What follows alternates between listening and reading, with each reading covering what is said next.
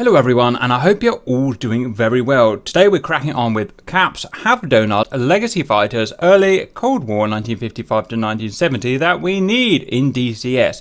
Today is a plane that, whether you're old, you're young, you're whatever, that I think everyone will probably want to see in DCS. It's just of legendary status. The Grumman A-6 Intruder. Think of the film Flight of the Intruder, which I guess made it most famous. The Grumman A-6 Intruder is a twin-jet, all-weather attack aircraft developed and manufactured by American aircraft company Grumman Aerospace, I think Tomcat. The A-6 was developed during the late 1950s and early 1960s in response to a requirement issued by the USN for an all-weather jet-powered carrier-based attack aircraft. Unlike its predecessors and even some contemporaries, the A-6 made extensive use of interconnected avionics, operated by a crew of two in a side-by-side seating like the F-111 configuration. The workloads were divided between the pilot and the weapons officer. In addition to conventional munitions, the type was also compatible with the Navy's air-based nuclear weapons, which obviously were prevalent at the time, which were deployable via a tossing bombing technique. On 19th of April 1960, the prototype performed the type's maiden flight. The A-6 was in service with the USN and Marine Corps between 1963 and 1997. Wow, 1997.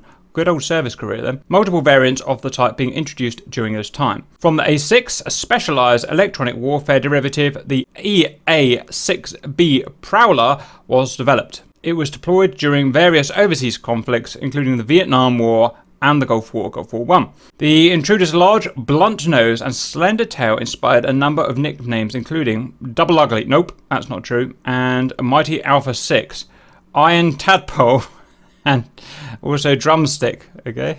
I see the drumstick, right, very good. Design. The Grumman A-6 Intruder is a two-seat twin-engine monoplane equipped to perform carrier-based attack missions regardless of prevailing weather or light conditions. The cockpit used an unusual double-pane window screen and side-by-side seating arrangement in which the pilot sat in the left seat and the bombardier navigator sat in the right seat and slightly below. Wasn't aware of that. The incorporation of a second crew member with the separate responsibilities, along with a unique cathode ray CRT display that provided the sympathetic display of terrain ahead, very cool, were favourable characteristics in its low-level attack role and operating within all-weather conditions. The A-6 wing was relatively efficient at subsonic speeds, particularly when compared to supersonic aircraft like McDonnell Douglas F-4 Phantom II, which were also limited to subsonic speeds when carrying a payload of bombs.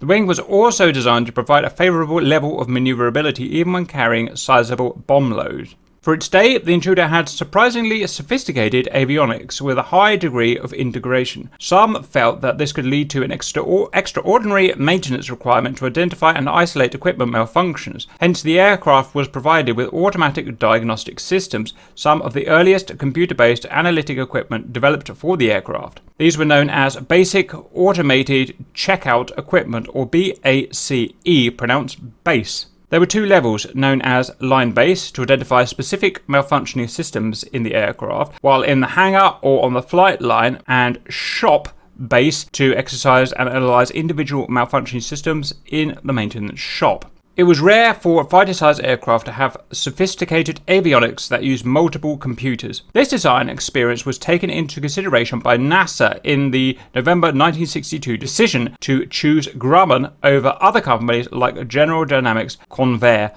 The F-111 had computerized avionics capabilities comparable to the A-6, but did not fly until 1964. To build the Lunar Excursion Module, which was a small-sized spacecraft with two onboard computers. Dropping some snake eyes.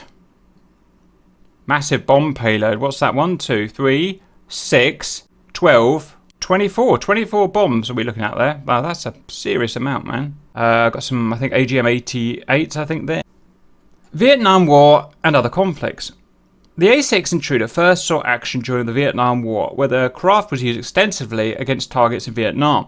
The aircraft's long range and heavy payload, 18,000 pounds, wow, or 8.2 metric tons, coupled with its ability to fly in all weather, made it invaluable during the war.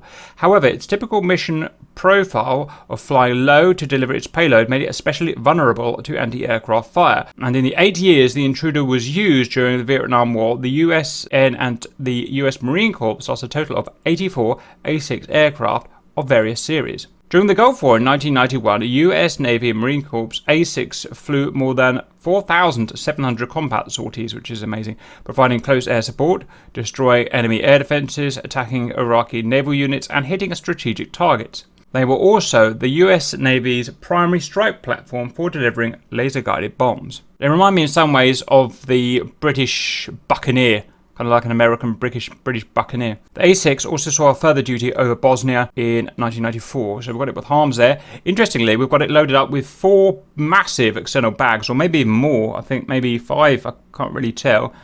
Plus it's internal fuel, and it's refueling Tomcats, Bs, or whatever they are, I don't know. That's really interesting. General characteristics: crew 2, pilot and a bombardier navigator. Length, we've got 54.5 feet, pretty long. Wingspan, 53 feet, pretty wide. Width, 25 feet with wings folded, okay. Height, just over 16 feet. Empty weight, 27,000 pounds. Max takeoff weight, an amazing 60,000 pounds. That really is amazing. Over doubles the weight. Fuel capacity of, what's here that's useful? 9,000 litres. That's really high as well. Power plant. 2 times Pratt & Whitney J52 P8B turbojets with 9,300 pounds of thrust each. Performance. Maximum speed is 560 knots, 640 miles per hour at sea level. Cruise speed, 412 knots. Stall speed, a very admirable 98 knots. That's going to be useful. Never exceed speed before bits start falling off of 700 knots. Combat range, respectable 878 nautical miles. Ferry range, 2.8 thousand nautical miles. Service ceiling, an okay 42,000 feet. G limits, minus 2.4 to 6.5. Rate of climb, pretty miserable, 7,500 feet per minute. Hard points, 5 hard points with a capacity of 3,600 pounds each.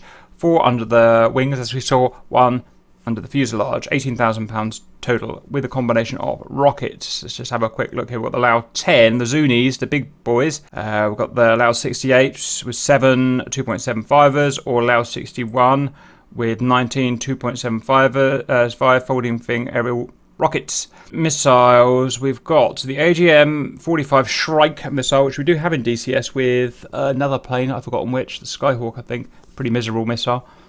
AGM-78, the standard ARM anti-radar missile, so before the HARM became available. Oh, the mighty AGM-62, my favourite bomb of all time, walleye TV guided bomb, really cool piece of kit. The AGM-65, the next step up, the Maverick. The AGM-84 Harpoon, and we've got the Slammer version as well. The missiles, AGM-88 HARM, the high kinetic version. AGM-123 Skipper air-to-ground missile. I don't know that. That's something I'd like to look into. Some self-defense in the AIM-9. And the ADM-141 Tau decoy missiles that we have in DCS at the moment. Bombs, lots. 28 times. Jeez, imagine that. I mean, these things carry more than the big World War II bombers. 28 times Mark 82, so you could bomb a whole city with that. Or Mark 20 Rockeye 2 cluster bombs. 13 times 1,000 pounders, 5 times Mark 82 2,000 pounders, 5 times GBU. The shame is you can only have 5 GBUs, which is quite miserable.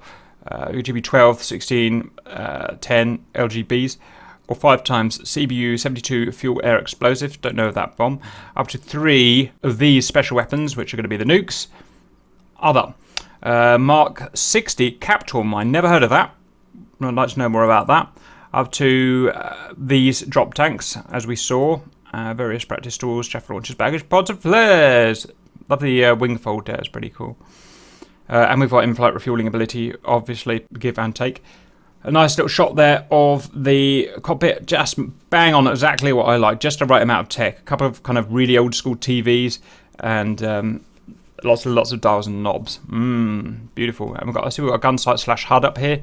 Yeah, look, oh, I never noticed that. Isn't it weird? You've got kind of 2 little arches for the windscreen. I've never seen that. And little, how odd. I'm not sure if visibility was good or bad.